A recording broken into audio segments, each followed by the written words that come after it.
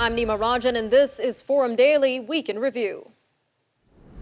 A lack of reliable information from Russia has made covering the invasion of Ukraine a lot tougher for reporters worldwide. Associated Press journalists are documenting military activity across Ukraine where disinformation is spiking during the Russian invasion. With social media amplifying a torrent of military claims and counterclaims, determining exactly what is happening can be difficult. The Ukrainian government is asking the public to follow and promote information from verified sources. With us to discuss disinformation, misinformation, and bad information is Mr. Marcus Kolga, founder of disinfowatch.org. Sir, welcome to Forum Daily. Thank you so much for having me on. So let's start with a quick overview of how disinformation is impacting the situation overall within Ukraine. Well, the Russian government has been engaging in an intense campaign of information warfare against Ukraine for the past number of years, even going back to 2014. But that's only intensified over the past 5 to 6 months. Some of these narratives most of these narratives, in fact, are intended to delegitimize the government. There are claims that the government is run by a Nazi militia, that that Ukraine itself isn't an actual legitimate country, that Ukrainian isn't a language. The country, of course, is democratically elected. It's run by a Jewish president. And so all of these fabrications are intended to, quite frankly, erode Western support for Ukraine and to intensify anger in the Russian people when Russian government propaganda is faced towards them, to generate anger and support for Russian aggression towards Ukraine. And the levels of misinformation and disinformation that we're seeing right now in this conflict are unlike anything that we've seen before. Russia is throwing everything it has at Ukraine right now, and it's distorting, or its efforts to distort perceptions of the conflict and of Ukraine are thankfully proving to be rather unsuccessful, at least in the West right now. Well, taking into consideration this constant coverage of the invasion of Ukraine, how can viewers sort fact from fiction? That is a very good question. I mean, there are limited sources of information right now coming out of Ukraine. A lot of Western journalists have left or they've moved to the West. So images from the conflict itself are often coming from social media feeds of resistance fighters, of the army on the ground. And so making sure that we know what is true and what is false is very important. Of course, Canadians should be following primarily mainstream media. These are the BBC, CNN, Canadian outlets. The Globe and Mail is exceptionally good. Their journalists, Mark McKinnon is probably one of the best in the world. Nathan Vandercliff as well. They're in Ukraine right now, so viewers can look to the Globe and Mail as a source. Radio Free Europe, Liberty is also an excellent source. And if you're looking for on-the-ground content, videos, photographs, you can go to the Ukrainian Foreign Ministry. There's also an online service called Nexta. This is a service that started in Belarus during the uprisings there a year and a half ago. Nexta is a very good source for photos, live video coming from the conflict zones, and specifically Kharkiv at this hour right now. And you mentioned Russia has long been connected to disinformation campaigns for over 10 years now. So is there a recognizable pattern that they use in these disinformation campaigns? Well, I mean, absolutely.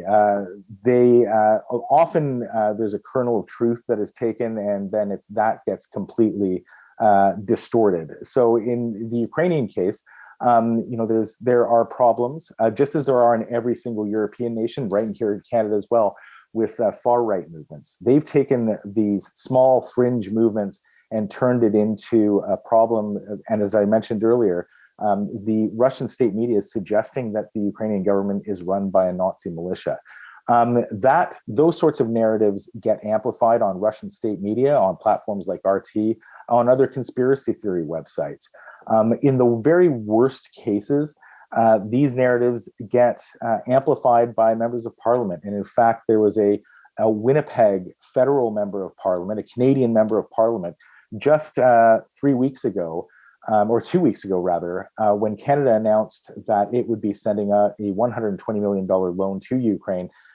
This member of parliament tweeted that she objected to money being sent to a Ukrainian government that is run by neo-Nazi militia. So there you have it. You have Russian state media being laundered through state media platforms, various other platforms, and arriving on social media where it's tweeted by a member of parliament. That's the sign of a successful campaign, but thankfully she's retracted that statement since then.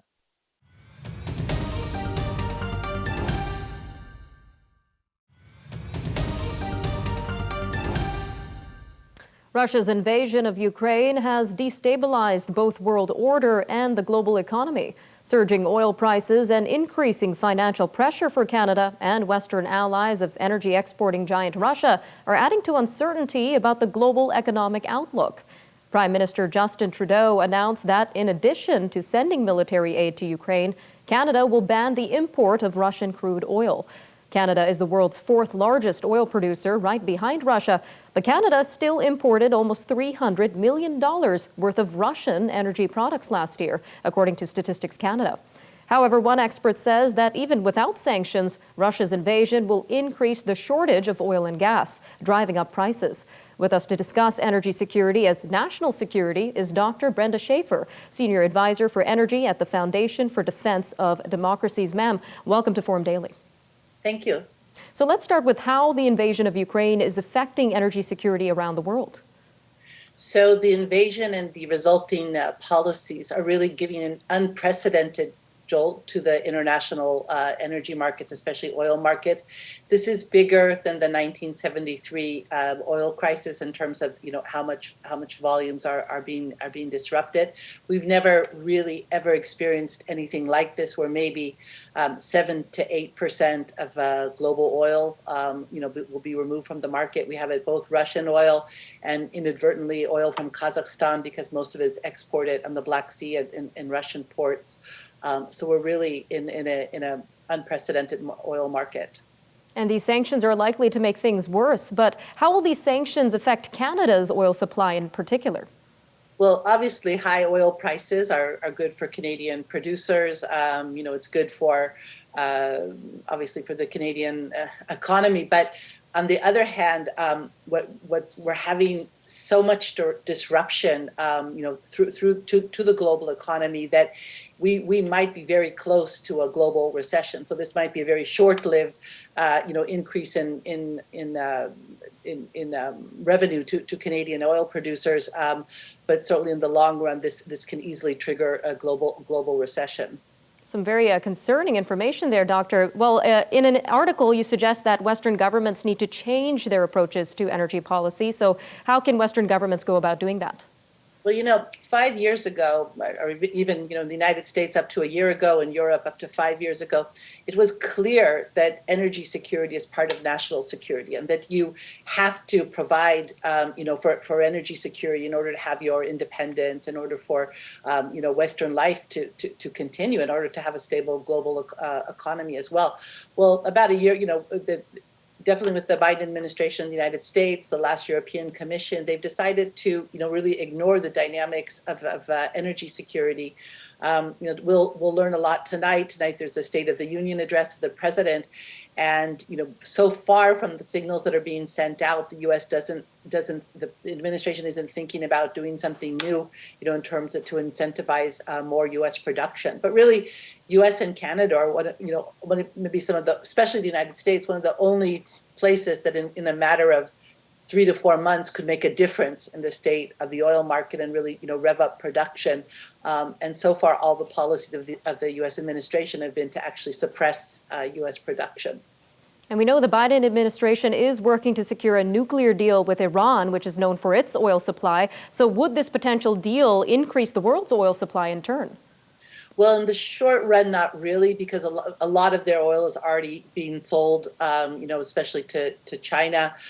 Most of the oil that they have at sea, the stored oil, is not of the same grades that could replace the Russian oil. A lot of it is condensate, which is a very light oil or liquid gas. And really, who's really benefiting right now from the situation of the oil market is China, because they're able to buy Iranian oil and Russian oil at a steep discount. Probably soon they'll be able to buy more Kazakhstani oil at a discount. So the only major market benefiting from this situation of the oil prices is China, and it's probably not exactly the goal of the policies.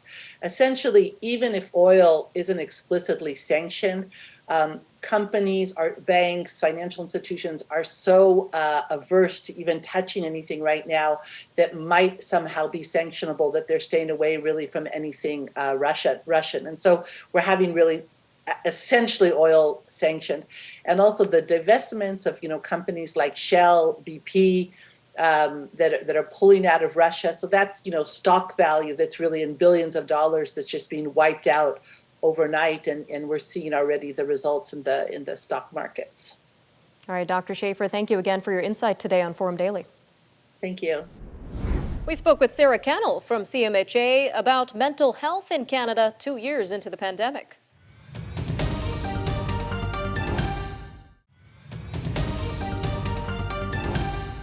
With over 2 years into this global pandemic, the chronic stress associated with it is taking a toll on individuals and organizations. New research by the Canadian Mental Health Association and UBC indicates most Canadians worry that COVID will never go away. On top of that, people are also concerned about what comes next, with concerns around new variants and recovering from pandemic-related trauma or grief. According to the study, researchers are seeing chronic stress in the population, which is making decisions harder, draining people's energy, and leaving many tired and burnt out. Meanwhile, community mental health organizations are drawing on shallow reserves to meet people's needs. Well, joining us now to tell us more about this latest research on mental health during the pandemic is Ms. Sarah Cannell, the National Director of Public Policy for the CMHA. Ma'am, welcome to Forum Daily. Thank you for having me. So what would you say are the key takeaways from this study? Well, really what the research is telling us is that the pandemic, no surprise, our fatigue has set in. Canadians are emotionally overwhelmed and exhausted. We know that a third of Canadians are feeling anxious and worried, and nearly half of Canadians feel stressed and worried about not being able to cope with uncertainty. People aren't getting the mental health supports they need, and we know that those needs are growing. And despite the fact that personally we know we can endure periods of crisis, and the systems that we rely on can endure crisis. 2 years in, though, the acute stress in the population and our systems is really becoming chronic stress, which is suggesting that if we don't act now, we risk further deteriorations in our mental health and cracks in our system. I'm sure a lot of our viewers can relate to this. Now, considering this is round 4 of CMHA's research into the impacts of COVID, how does Canada's mental health currently compare to early on in the pandemic? Did it maybe improve? Yeah, no, unfortunately not. Despite the fact that we saw the most significant deteriorations in mental health earlier during the pandemic throughout the course of 2020, we know that the numbers remain high. Many Canadians are continuing to express declines in their mental health, the highest being in May 2021, when 41% of the population expressed those feelings. Now we're down to 37. Similarly, 51% of Canadians express being worried or stressed about not being able to cope with uncertainty in 2020. This is now down to 39%. But what's really concerning for us is that we're seeing these numbers plateau. And so we're seeing heightened and sustained levels of stress, anxiety, depression, coupled with new stresses, including the emergence of new variants, that feeling of not being able to cope with uncertainty, the worry around COVID becoming endemic, and also the compounding stresses that we're feeling beyond COVID related to the climate crisis, to reconciliation with Indigenous people, to racial justice, the current crisis in Ukraine. These are all taking a toll on Canadians' mental health. And on top of all of this, we mentioned community mental health organizations are drawing on shallow reserves to meet people's needs. So tell us a little bit more about the current state of mental health care in Canada. Yeah, the pandemic has only increased the need for mental health services. We know through this research, and of course, anecdotally, speaking with friends and family, wait lists are long. Access to virtual services has been a tale of two pandemics for us. On the one hand, it's allowed those living in rural and remote areas to access mental health care for the first time. However, for others, it's led to barriers in access to care for folks who don't have access to reliable internet or cell phone plans, et cetera. We also know that the system is patchwork. It can be very confusing. It's a piecemeal kind of cobbing together of private, public, and community-based services. It can be really hard to navigate at the individual level. Furthermore, funding remains piecemeal. It isn't sustainable, and it's creating patchwork systems at play and a lack of sustainability. And finally, the toll that the pandemic has had on the community mental health workforce has been significant. We know that mental health workers are disproportionately affected by burnout and stress. They experience trauma on a day-to-day basis just by the very nature of the work that they do. They also have lower wages. So the impact the pandemic has been significant on Canadians' mental health, but also the people who serve them. All right, just a quick 30 seconds left here, ma'am, but what steps need to be taken to improve this overall issue here? We need political will and we need investment, really. These aren't new solutions, but really it's about ensuring that further investments are made in dedicated mental health services, particularly counseling and psychotherapy. We also need to seek greater attention on the social determinants of health, recognizing that mental health isn't in a vacuum. We need affordable housing, nutritious food, employment, stable and sustainable employment. These things are part and parcel of maintaining good mental health, so we need to see equal investment there as well. Ms. Kennel, thank you again for joining us for this important conversation on Forum Daily. Thanks for having me. We spoke with Brendan Caldwell about the effects of the invasion of Ukraine on investments.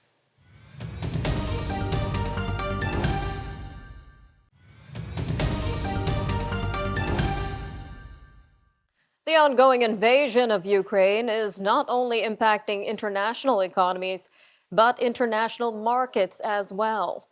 This war has introduced uncertainty to a market that has already been shaken up by the pandemic. Even though the initial drop in the markets during the onslaught of the Russian invasion has already bounced back from the start of the attack, investors might be concerned about their portfolios during this uncertain time. Joining us now to give us an idea of how the markets will continue to be impacted is Brendan Caldwell, Director of Caldwell Securities Limited. Brendan, welcome back to Forum Daily. Thank you, Nima. Now, Brendan, our thoughts are with the people of Ukraine. We're seeing a lot of loss there, but today we are here to talk about the markets. So let's start with how the stock markets respond during acts of war. It really varies. The stock market is in this respect as mercenary as people think it is. If the act of war, it is perceived as going to have a big impact on business, the decline is deeper and the recovery period is longer.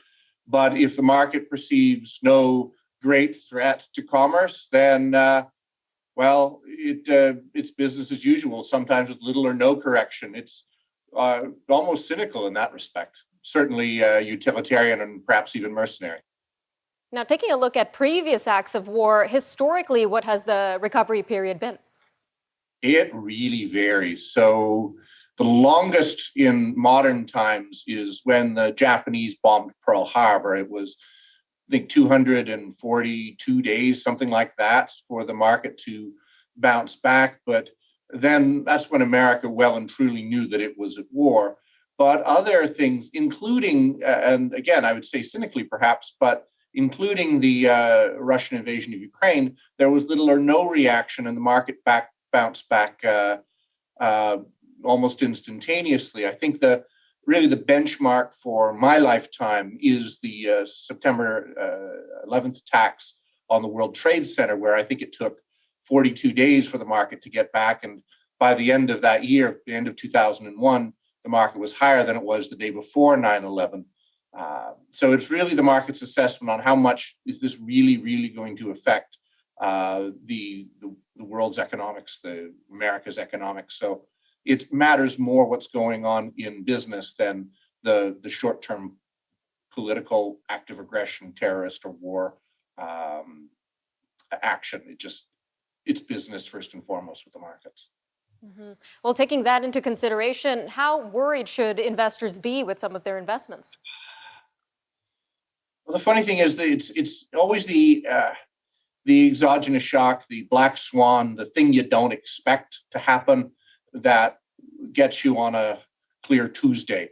So that the COVID pandemic was not really expected, not like this. We've had pandemics before and nothing really came of it. We had SARS and MARS and different ones, swine flu, and that really didn't affect things. So that this came was the first time in, 100 years that we'd had a real full-on global pandemic that had an impact on economics. So the initial correction was a surprise, and it rarely, if ever, does the market have a massive correction while it's still hitting new highs, which is what it was doing in 2020.